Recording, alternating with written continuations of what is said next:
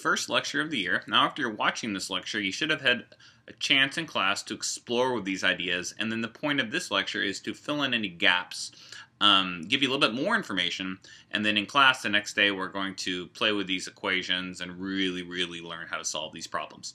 So this is our first one. So when you're doing a lecture, you want to follow along in your learning packet. You want to write everything that I write.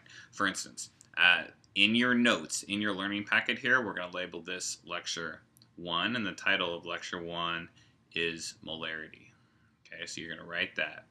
Now, the most important part of doing a lecture is doing the summary to the lecture. And you notice here, right below the video you're watching, you do have a summary box. And if you don't know how to do the summary, you can go here and click this button and look at an example of a summary. It needs to be 5 sentences, and this shows you exactly how to do it. If you want to get these lectures throughout the year in iTunes, you can click here. Just know that if you get it in iTunes, meaning you're going to subscribe to a podcast, you need to keep plugging your iPhone in and updating it to get the videos, or your iPod, etc., or even directly on your computer if you have iTunes. But you need to go back and fill out the summary. This is the way that I give you that 5 points that you get for each video. I do not recommend you watching the video all the way through, taking notes, and then doing the summary. What I recommend is you watch the video.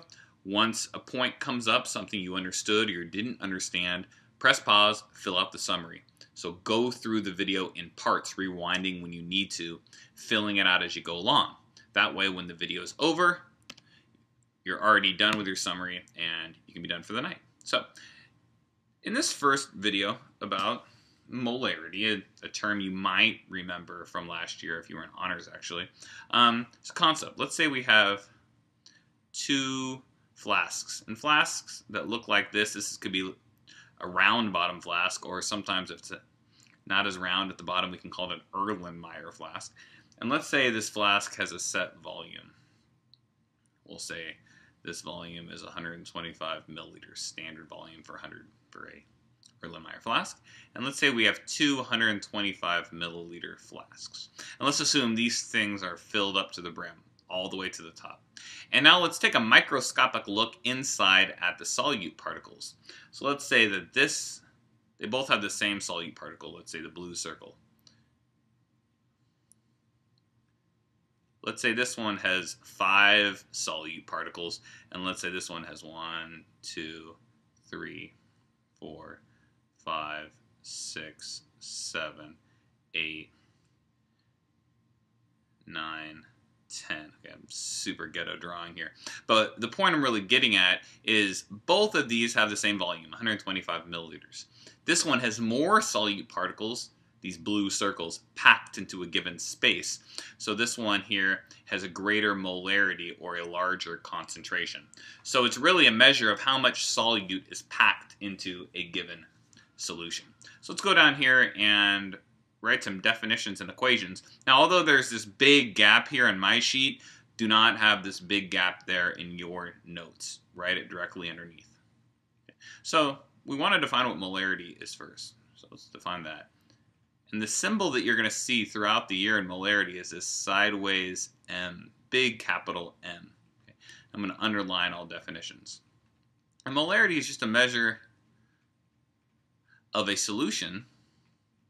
And we learned yesterday that a solution is made up of 2 parts, a solute and a solvent. Measure of a solution's concentration.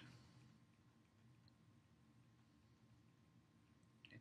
And the equation for molarity, we're going to use this M here, is M equals moles, and MOL is the abbreviation for moles divided by liters.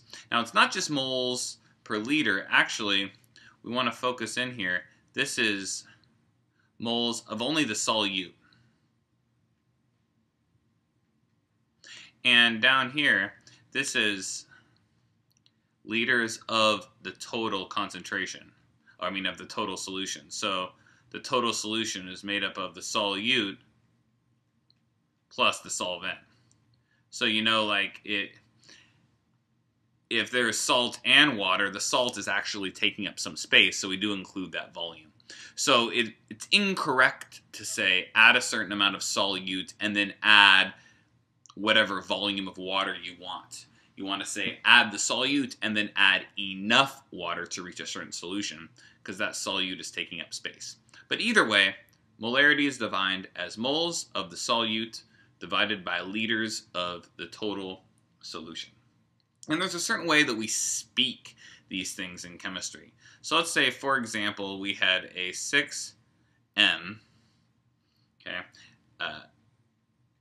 solution of H2SO4. You might remember from last year, that's sulfuric acid, one of our 7 strong acids, and you'll learn about that in Unit 2. So how would I say this? And what you say is you say a 6, and you use this word molar. So you'll hear me say this all year long. You say a 6 molar sulfuric acid solution. Okay, so that is what you speak. When you see this little M, use that word molar.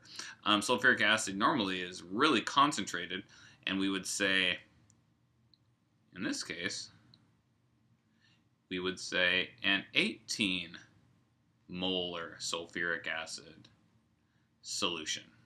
Okay. But it's that word molar that we say when we see that M. Now, this 18 would be akin to this situation right here, where there's more solute dissolved in a certain solvent. Okay, so let's go ahead and look at some examples how to do these calculations. These are really whittled down examples. We'll do a lot more in class, but I want you to get a few in your notes before we start. So let's say we have an 11.5 gram sodium chloride. This is the amount of solvent. I'm going to really abbreviate this so you don't have to write too much. And that's dissolved in 100 milliliters of solution. And I want to know what's the molarity of this solution. Okay. So first off, in Unit 1, we're dealing with molarity. So the first thing we want to write is the equation. Molarity equals moles divided by liters. Okay, so let's list, I like to separate this into 2 sides. So let's list out everything that we have. We need to know this, we got this, and this. So let's go through and look through this.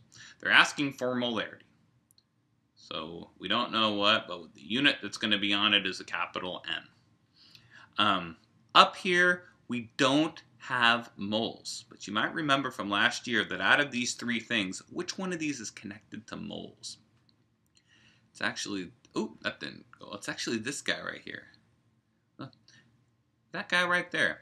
You can go in between grams and moles.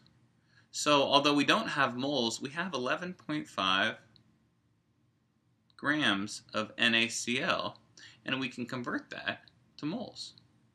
Using our periodic table here, you can take sodium, you can get its mass, and you get chlorine, you can get its mass. You can add those up, and you know that there are 23 grams of NaCl per every 1 mole of NaCl.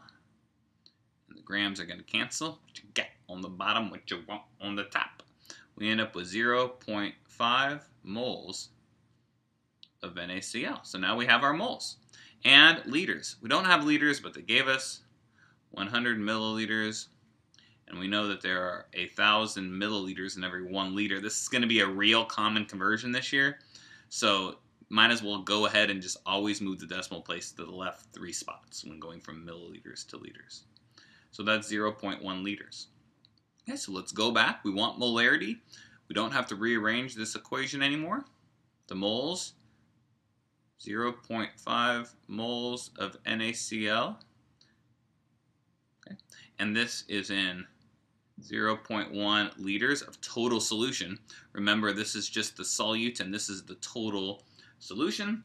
And the molarity, the answer is 5 molar NaCl. So how would you speak this? You would say you have a 5 molar NaCl solution. Yeah, let's go through and look at another example. Remember, don't leave as much space as I'm leaving. So let's say we want to know the mass of NaCl in 200 milliliters of a 0.1, and what will I say here? A 0.1 molar solution. So again, we're in unit 1, we see this M, we write our equation first. Molarity equals moles of solute divided by liters of total solution. We're going to go through and list all the variables in the equation. So let's go through and read. Mass of NaCl. You might remember that when anytime they say mass, what they mean is grams. And grams, that's going to come from moles.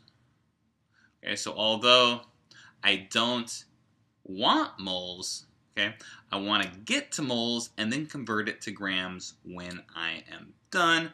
So the first thing we're going to need to do is get moles, and then we're going to have to convert those moles to grams. Simple mole conversion. So mass in 200 milliliters. Okay. So I told you last time you can move the decimal place to the left 3 times, but it's often nice at the beginning of the year to observe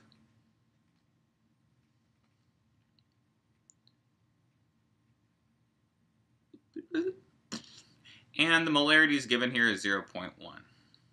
Okay. So we're going to solve for moles first. We're going to rearrange this and know that moles equals M times L. This is actually a really useful conversion. You're going to see this a lot this year. Okay. So molarity is 0.1. And we're going to multiply that by the liters, which is 0.2 liters. And that's going to end up being 0.02 moles of NaCl. But that's not what we want. We want grams. So we're going to take those 0.02 moles of NaCl and we're going to convert that to grams. You know that in every 1 mole of NaCl, now in this case, the molar mass is going to go on the top because we're trying to get grams. What you got on the bottom, what you want on the top, moles cancel. So 23 times 2 would be 46. So the answer in this case is going to be 0.46 grams of NaCl.